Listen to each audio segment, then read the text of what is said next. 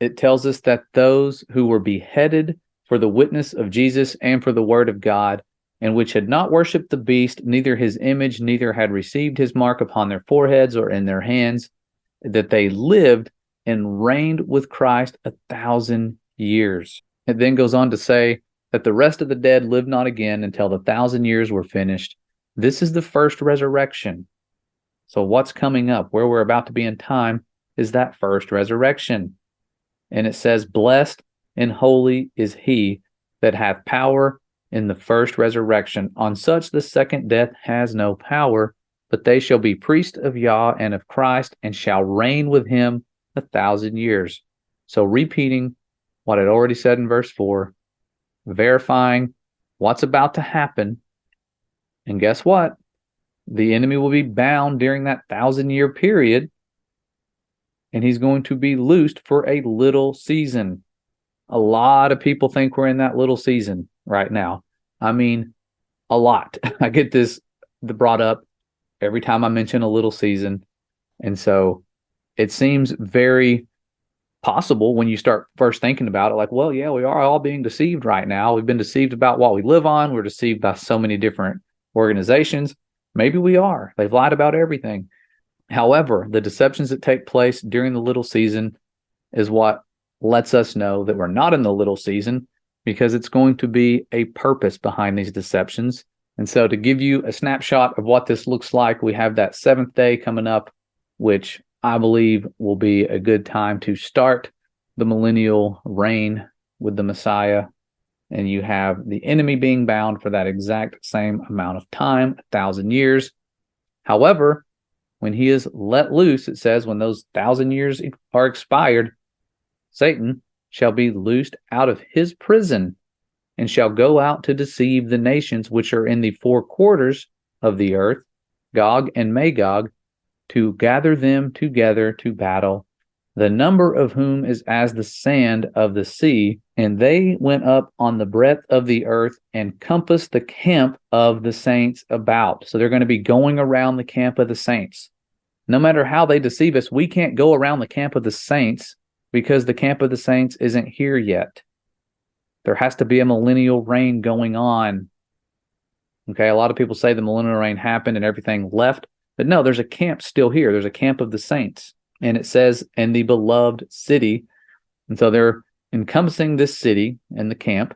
And what happens next is fire comes down from God out of heaven and devours them. So all those that are coming against the Most High and his people are going to be destroyed with fire. I have no clue how the evil one is going to deceive people into doing something like this, but one way is to get them to forget about that pillar of fire. The Egyptians looked directly at this pillar of fire and still pressed on. It's not hard for a crafty enemy to trick large amounts of people into falling for the same deceptions over and over again. And so you have this pillar of fire. And then after that, this is after the flood when you have the pillar of fire, because he promised us he would never flood the earth again. But that fire has rained down many times, like we see in Genesis, where Sodom and Gomorrah, they had brimstone and fire from the Lord out of heaven, just like it spoke of in that Revelation prophecy, fire from heaven. And then again in Exodus, you have hell and fire mingled coming onto the land of Egypt. And of course, with Elijah, you have fire again coming down from above, lighting the sacrifice. And then again, you have fire again here in 2 Kings, this time coming down from heaven and consuming 50 people. So I urge all of you to remember that pillar of fire by night that was not only protecting them, but guiding the people out of Egypt. That pillar of fire was so powerful that there is still evidence of this fire. It literally melted the ground on the shoreline where the Red Sea crossing happened. And it takes some hot temperatures to do this, over 3,000 degrees to melt sand and soil. And that's what you have literally stones infused in melted soil and sand. You can even see the puddles. They're like glass puddles. How awesome is that? Proof that that pillar of fire did in fact come.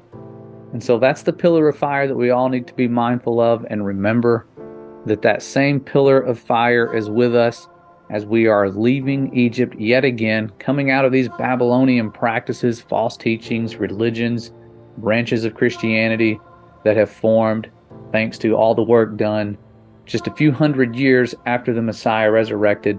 It took a lot of work to get us to where we have been as far as the deceptions and the thousands and thousands of denominations and all of that, the dividing and the conquering that we have seen throughout time with believers.